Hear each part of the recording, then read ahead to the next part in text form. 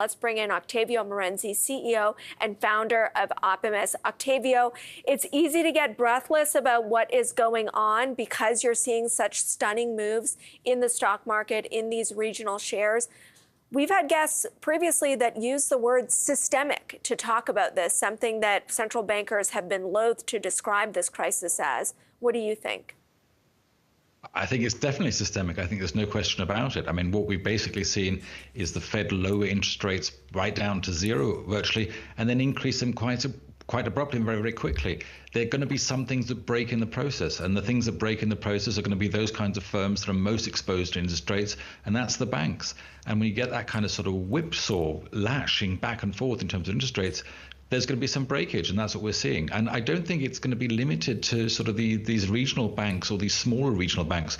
We're starting to see some stress and strain sort of the super regionals as well. And even some of the larger bank stocks are under a tremendous amount of pressure today. So this is a systemic problem. The systemic problem is this very abrupt change in interest rates that Jay Powell has engineered, first of all going very, very low during COVID and then suddenly going very, very high. That's going to lead to some problems, and that's the stresses and strains we're seeing right now in the market. Let's underline that point. Bill Ackman, the hedge fund manager, has been tweeting about this throughout the crisis. About a month ago, he said, this is a great sector to be buying. It's not going to be, allowed to struggle. The government's going to intervene. He wouldn't be surprised to see Warren Buffett and Charlie Munger here today. And yesterday, he was a very different tune. He is talking about this being a wider crisis for shareholders. You know, they might see a 40% drop, even a 15% drop in a bank that they think is stable. What would you say about those that are tempted to buy on the dips, as we've been trained to do since the financial crisis?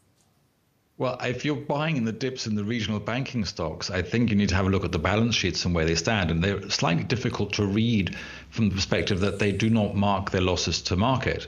And so you can't really make out what kind of financial situation a bank stock is in very easily by reading its financials. So you have to read between the lines, you have to read the footnotes, and that makes it very difficult indeed. And that's what we've seen in this crisis, is basically the banks have these big losses on their loan portfolios, on their securities holdings, and those aren't reflected really in the balance sheets. And so it's only once they start to try and sell those assets that they really sort of come to fruition, and you start to see those losses being crystallized.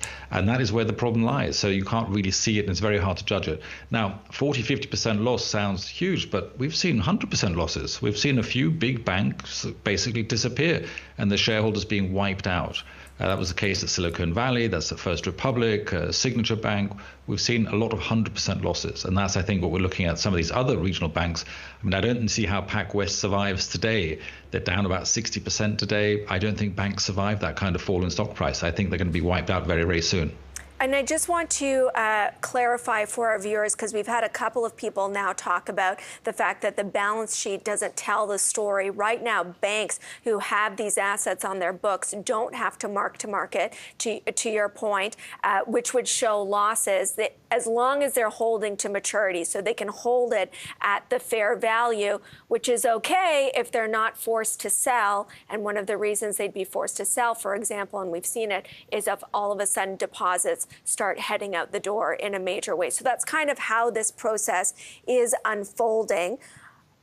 Now, what happens next, I guess, is the question. And we had a guest on, a longtime bank analyst, Dick Beauvais, who says the only thing that solves this is a recession. And that's what we're going to get. And it's going to be sharper than perhaps we thought a few weeks ago. Do you agree with that?